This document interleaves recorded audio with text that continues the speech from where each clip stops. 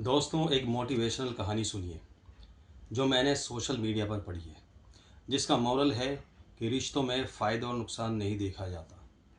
अपनों को निकट रखने के लिए, साथ रखने के लिए अपना हक, अपना अधिकार भी छोड़ना पड़ता है, यानी त्याग, सेक्रीफाइस करना पड़ता है।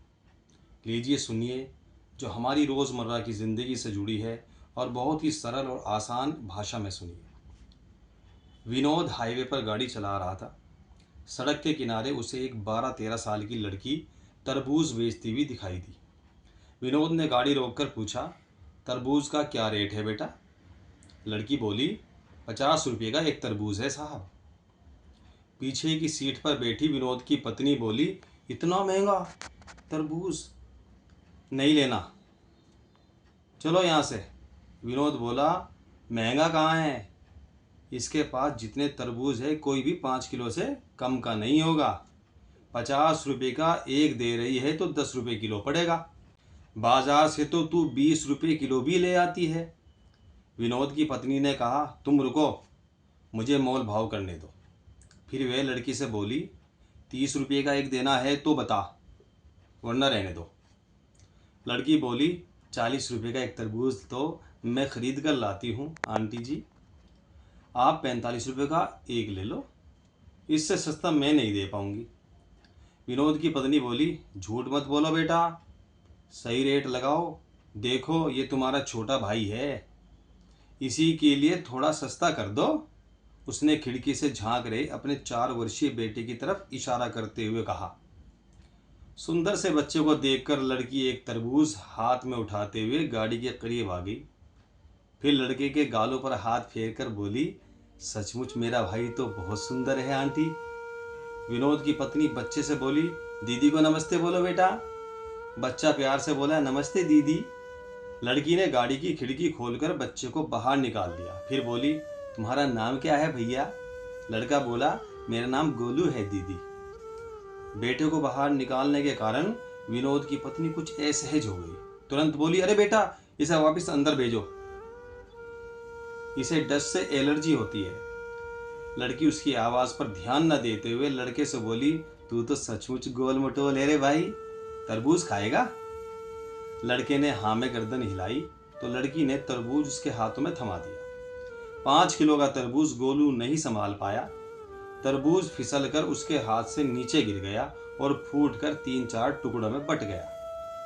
तरबूज के गिरकर फूट जाने से लड़का रोने लगा। लड़की उसे पुचकारते हुए बोली, अरे भाई रो मत, मैं दूसरा लाती हूँ।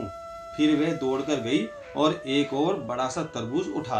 जब तक वह तरबूज उठाकर लाई, इतनी देर में विनोद की पत्नी ने बच्चों को अंदर गाड़ी में खींचकर खिड़की बंद कर दी। लड़की खुले हुए शीशे से तरबूज अंदर देते हुए बोली, ले भाई, ये बहुत मीठा निकलेगा। विनोद चुपचाप बैठा लड़की की हरकतें देख रहा था। विनोद की पत्नी बोली, जो तरबूज फूटा है मैं उसके पैसे नहीं दूंगी, वह तुम्हारी गलती से फूटा है। लड़की मुस्कुराते हुए बोली, उसको छोड़ो आंटी, आप इस तरबूज के पैसे भी मत देना, ये मैंने अपने भाई के लिए दिया है। इतना सुनते ही विनोद और उसकी पत्नी दोनों एक साथ चौंक पड़े। विनोद बोला, नहीं बेटिया, तुम अपने दोनों तरबूज के पैसे ले लो। फिर 100 का नोट उस लड़की की तरफ बढ़ा दिया।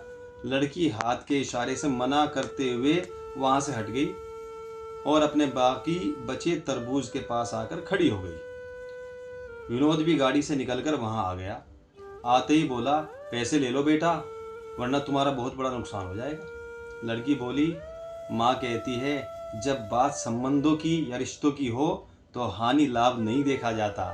आपने गोलू को मेरा भाई बताया, मुझे बहुत अच्छा लगा। मेरा भी एक छोटा सा भाई था, मगर। विनोद बोला, क्या हुआ तुम्हारे भाई को? वह बोली, जब वह 2 साल का था तब उसे रात में बुखार हुआ था। सुबह माँ हॉस्पिटल में ले जा पाती, उससे पहले ही उसने दम तोड़ दिया। मुझे मेरे भाई की बहुत याद आती है।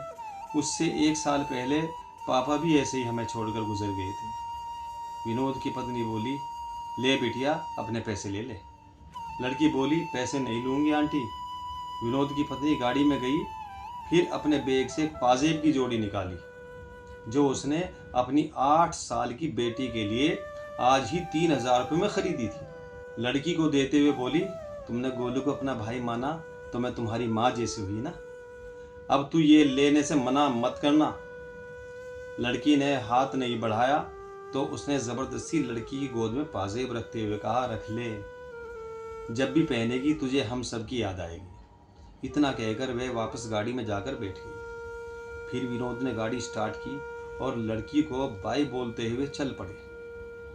विनोद गाड़ी चलाते हुए सोच रहा था कि भावुकता भी क्या चीज होती है। कुछ देर पहले उसकी पत्नी 10-20 रुपए बचाने के लिए हथकंडे अपना रही थी और कुछ देर में ही इतना सब कुछ बदल गई, जो 3,000 की पाजेब दे आई। फिर अचानक विनोद को लड़की की एक बात याद आ गई, संबंधों में हानि लाभ नहीं देखा जाता। विनोद का प्रॉपर्टी के विवाद को लेकर अपने ही बड़े भाई से कोर्ट में मुकदमा चल रहा था। उसने तुरंत अपने बड़े भाई को फोन मिलाया। फोन उठाते ही बोला, भैया मैं विनोद बोल रहा हूँ। भाई बोला, फोन क्यों किया? विनोद बोला, भैया आप वो मेन मार्केट वाली दुकान ले लो, मेरे लिए मंडी वाली छोड़ दो, और वो बड़े वाला प्लॉट भी आप ले लें, मैं छोटे वाला ले लूँगा। मैं कल ही मुकदमा वापस ले रहा हूँ। सामने से काफ़ी देर तक आवाज़ नहीं आई। फिर उसके बड़े भाई ने कहा, इससे तो तुम्हें बहुत नुकसान हो जाएगा। विनोद बोला, भैया आज मुझे समझ में आ गया है, संबंधों में हानि लाभ नहीं देखा जाता, एक दूसरे की खुशी देखी जाती है। उधर से फिर खामोशी छा गई। फिर विनोद को बड़े भाई के रोने की आवाज़ सुनाई दी। विनोद बोला, रो रहे हो भैया? बड़ा भाई बोला, इतने प्यार से पहले बात करता तो सब कुछ मैं तुझे दे देता रे। अब घर आजा, दोनों प्रेम से बैठकर बंटवारा करेंगे। इतनी बड़ी कटवाहट कुछ ही मीठे बोल बोलते ही न जाने कहाँ चली गई।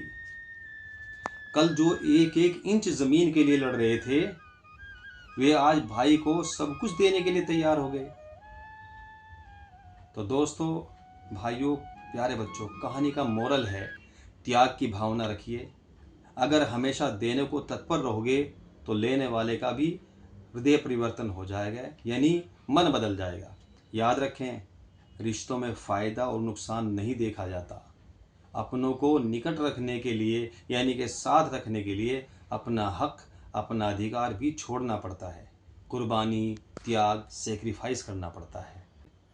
आप हमेशा खुश रहें, अपनों के साथ रहें, आपके रिश्ते मजबूत रहें। इन्हीं दुआओं, शुभकामनाओं के साथ, जय हिंद।